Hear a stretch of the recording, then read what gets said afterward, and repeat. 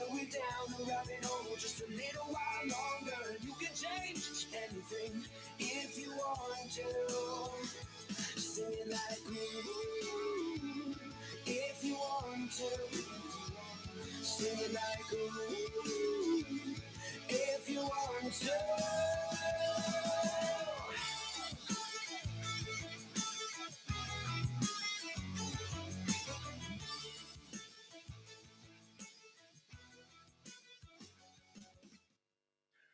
Good morning. We are live. Is everybody doing okay? Yeah. This is Nasdaq Morning, and we're going to open the stock market at Venture Day 2022 together. Thank you for joining us here live, and thank you for joining us at LinkedIn Streaming. Today, 30 plus investors and 40 plus deep tech startups will arrange 200 plus one-to-one meetings. That's worth an applause, right? Yeah. It's all about connections. We've got over 300 plus attendees during these sessions. And the bell ringing ceremony will be conducted by Sara Valid, our CEO, and Håkan Sjögren, Managing Director, Nasdaq. Woo! So everybody, please stand up.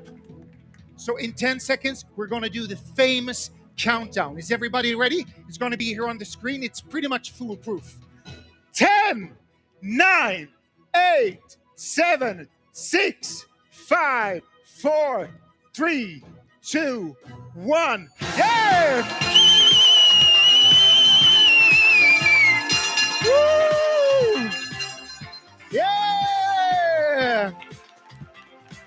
Please take your seats.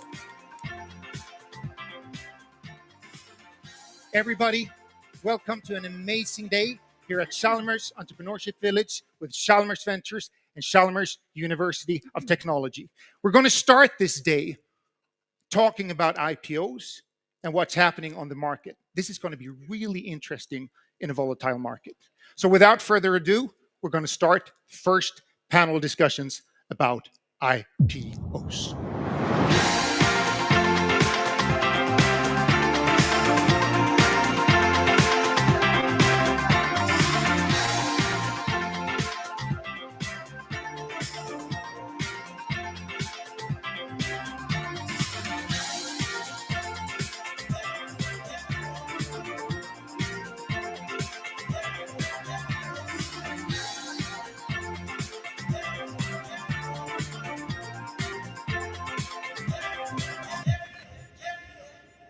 Everybody, give a warm applause to the first moderator of today, Helena Ribefors.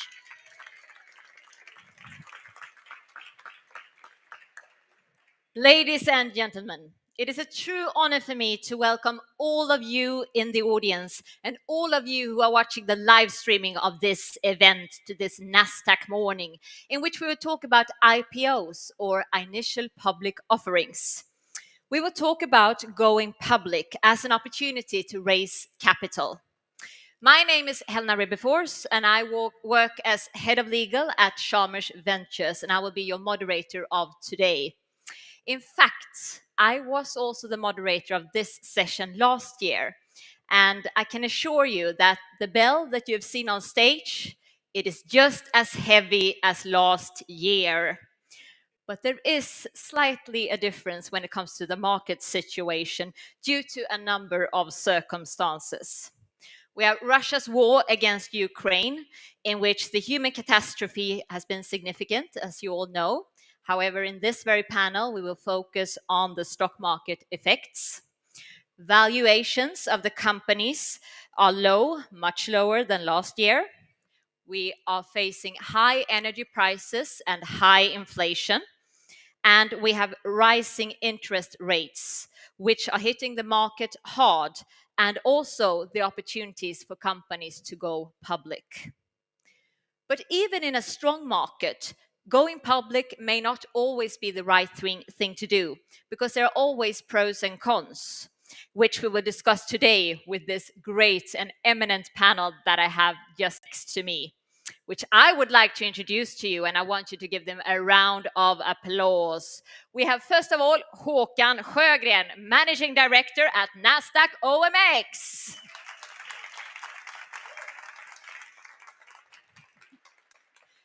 secondly, we have Martin Andersson, professor at Chalmers within chemistry and chemical engineering, and who is also a serial entrepreneur and is, for example, the founder of Promimic, which entered the stock market this very year. Give me a round of applause. And last, but indeed not least, we have our own Jonas Bergman, investment director at Chalmers Ventures, who also has previous experience as CEO and taking a company to the stock market. Give him a round of applause.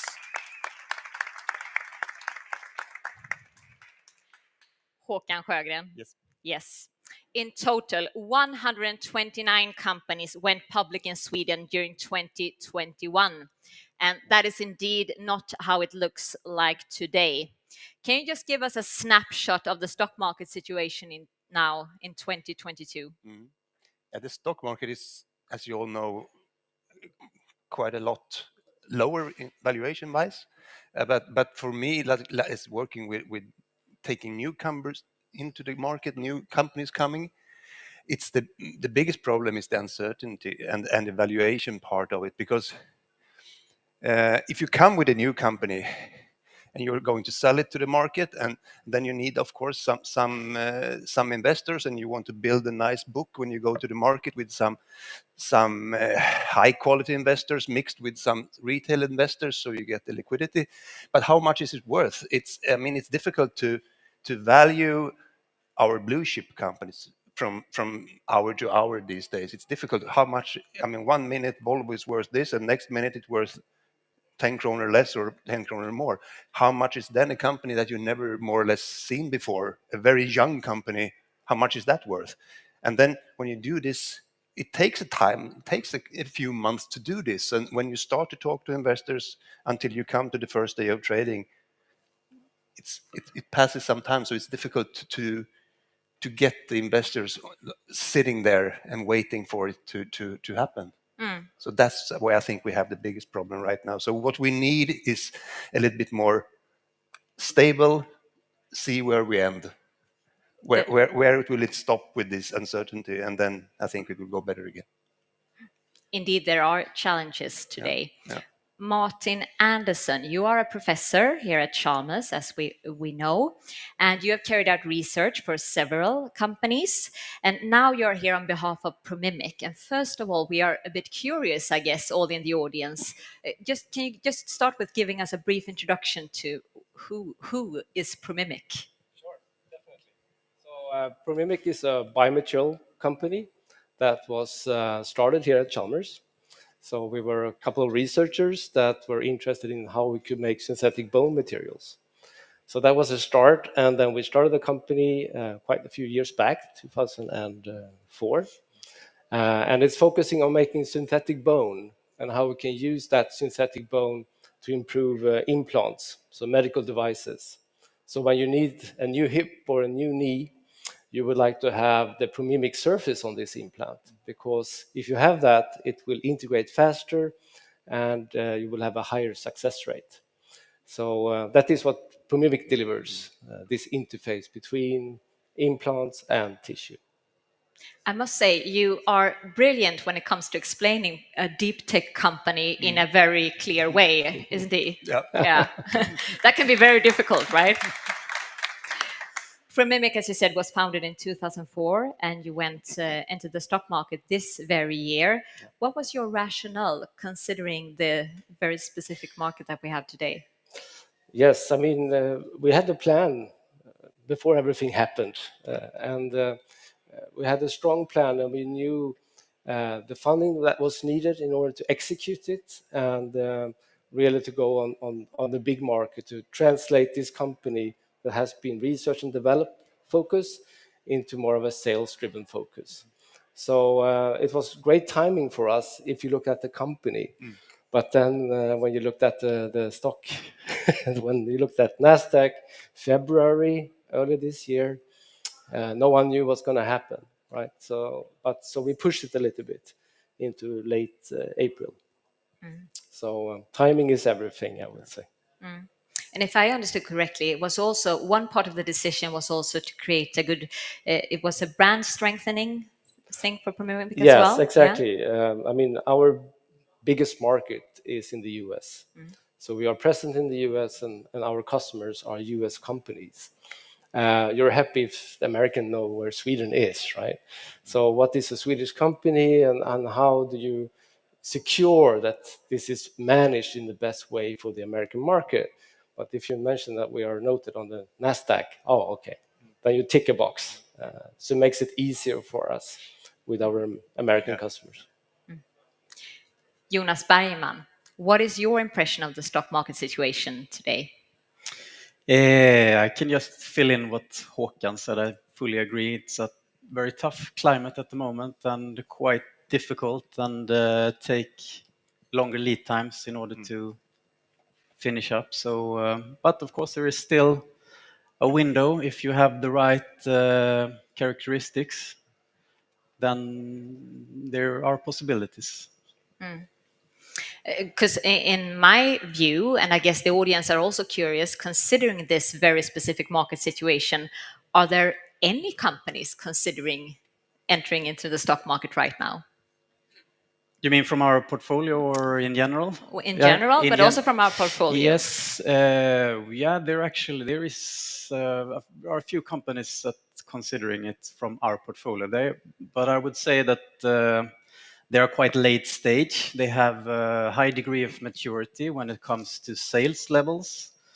It's been a while since they verified the product, and they also have a very well verified business model. So I would say that it's those type of companies that might be successful at the moment. And Håkan, what is your view on what companies that are considering an IPO now in this investment climate? We have seen a few coming. I mean, it's not many compared to last year, but those that have come has proven and has done very well.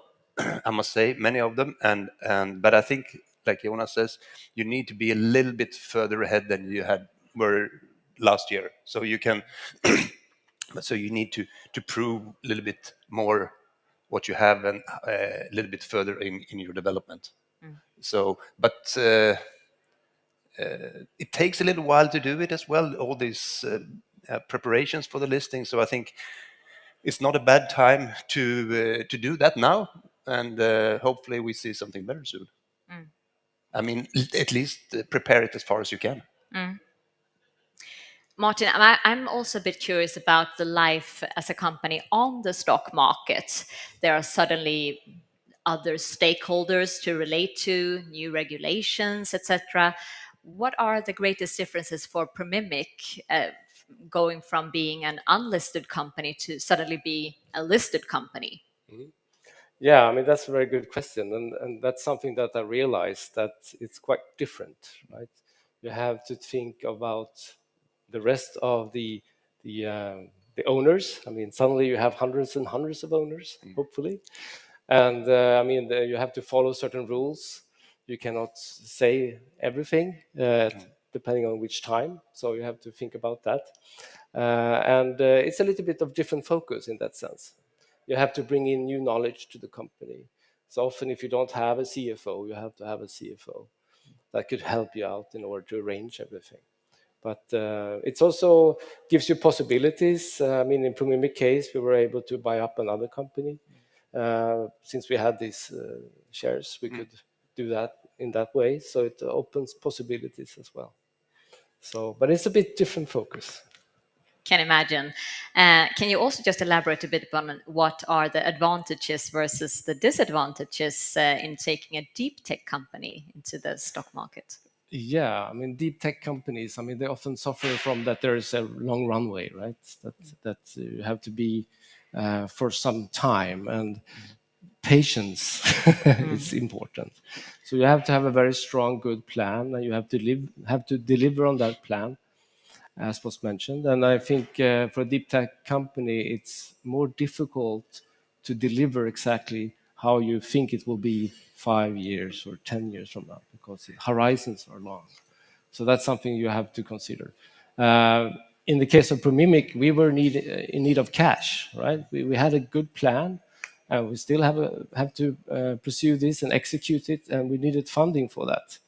So of course, going to do an IPO, you can raise funding, and even though it was very difficult times, we were able to close our round as we was aiming at. So funding is very important. Of course, Yes. of course. And it's also one way of actually raising capital to the company as well, right? Absolutely. And think about you, Jonas, because you also have previous experience before Chalmers Ventures as the CEO and listing the company Integrum. What are your reflections when you hear Martin elaborate? Yes, I agree fully with what Martin said. It's difficult. There are pros and there are cons, of course. As you said, you need to think of what you say when you take your morning coffee. Didn't have to do that before in the same way, to the same extent.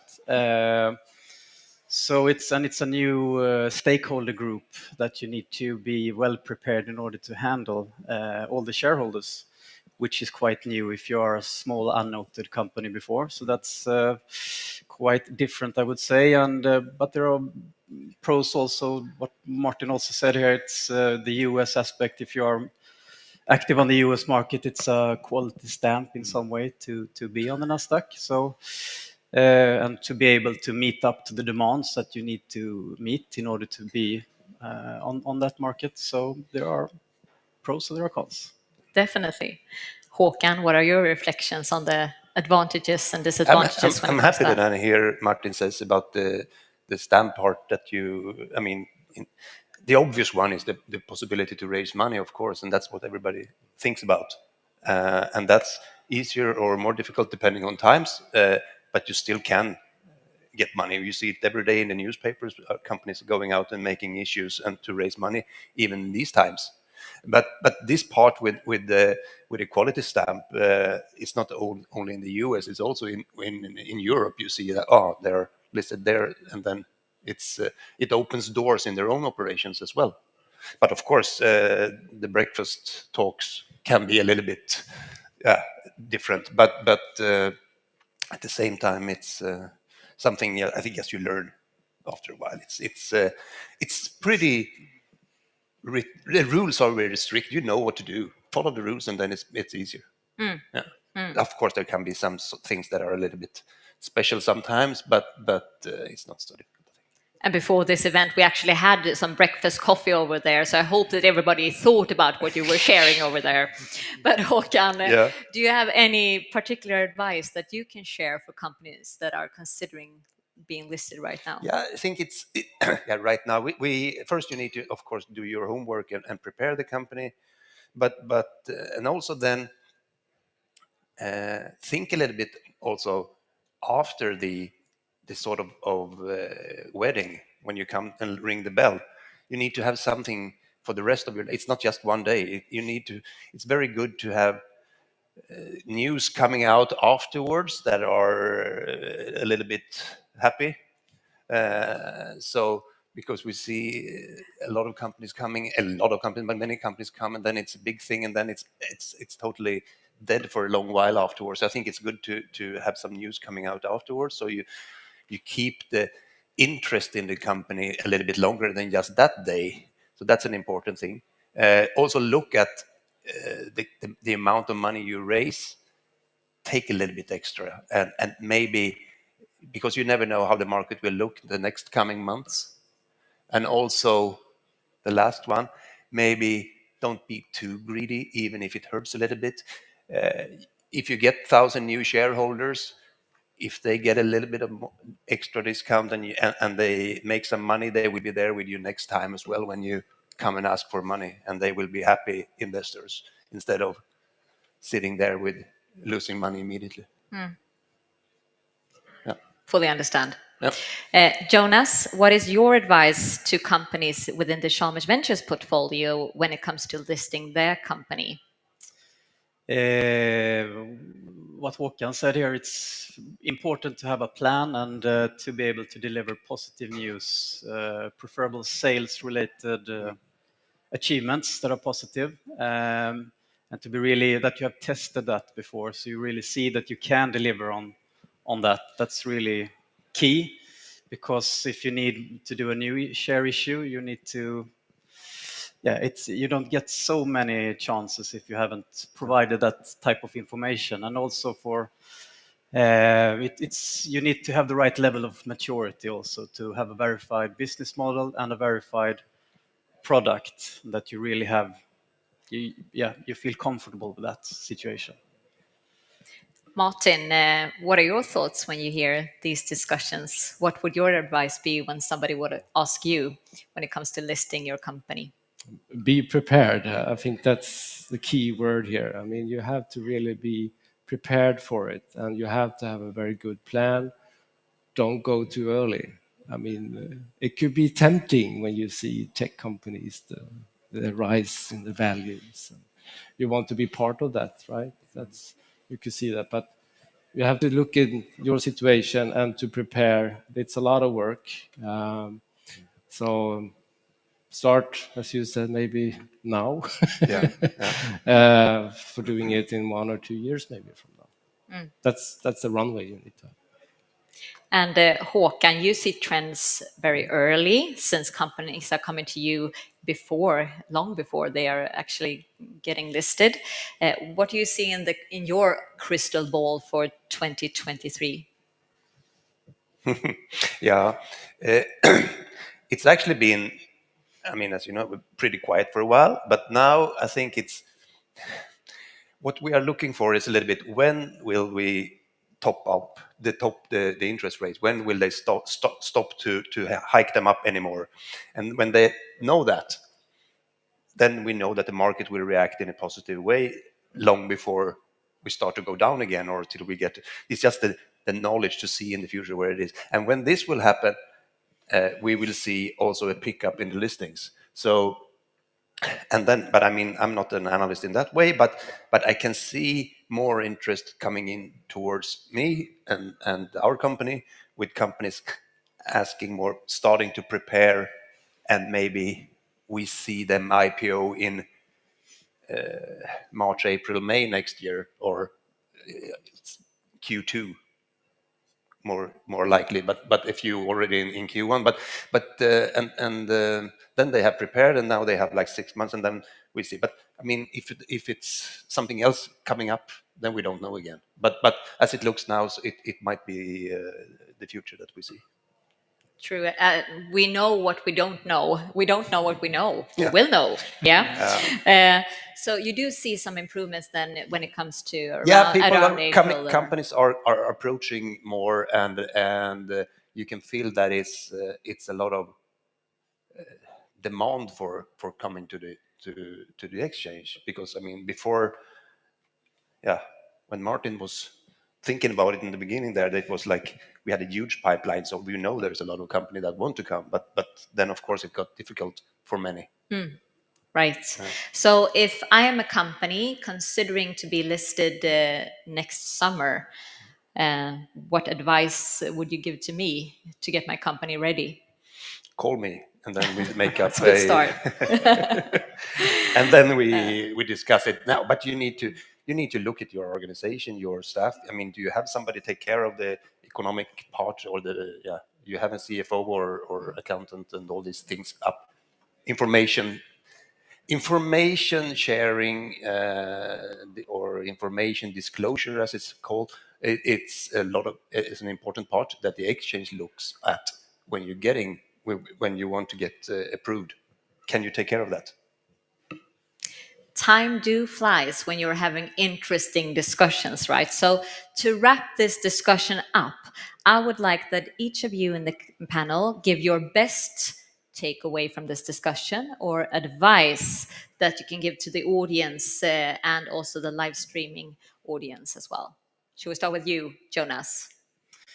Yes, absolutely. Yeah, I think as we have talked about here, it's good to prepare and to look at the possibility to go on the stock market. It's always there as an option if you need to raise capital, but it's also important to have in mind that you need to be on a certain stage. We have mentioned several things that you need to be up to speed on. And for example, verified product business model, you have a plan that you know you can deliver on. positive news to this new group of individual stakeholders that you need to handle. So I would say that's my advice. Martin? Yeah, I fully agree. I mean, it's very important to have this long-term perspective and to be able to deliver. So, and I think it's also interesting you said that to know that there will be positive news, right, coming up, that you could foresee that in a reasonable future. So when you ring the bell, you next day you send out some more good news and things gets going, right? I mean, it's important to have that. And I can also say that, I mean, those that are being listed now this year, they're great companies, right? It's not easy to feel this. So those that are making it, that's good investments. So Martin, just do you remember the day when you were ringing the bell? How's that? Yeah. Yes, that's fantastic. It's a Yeah. great fun also. It's great fun. I mean, you take the whole company, you go to Nasdaq, you see starting buying and selling, you say, wow, it's actually happening. So it's a good It's really great. fun. Håkan? I think prepare a little bit and think about your equity story when you're going public, because especially if you're, like we talked a little bit here about deep tech, it's difficult material that not everybody understands. And like you said a little bit, he could explain his business for us, and I don't understand this. And sometimes you hear, I would say, especially in life science companies, I don't understand anything when these guys talk about it. But this is something that you need to sell them to investors, and everybody's not professors, so you need to explain it for us as well. And I think that's a good lesson to do beforehand when you go out, then selling your shares in the IPO. Try to explain it in a way that works for everybody. Great. Dear panel, first of all, I want to say a big thank you to all of you and give them a round of applause.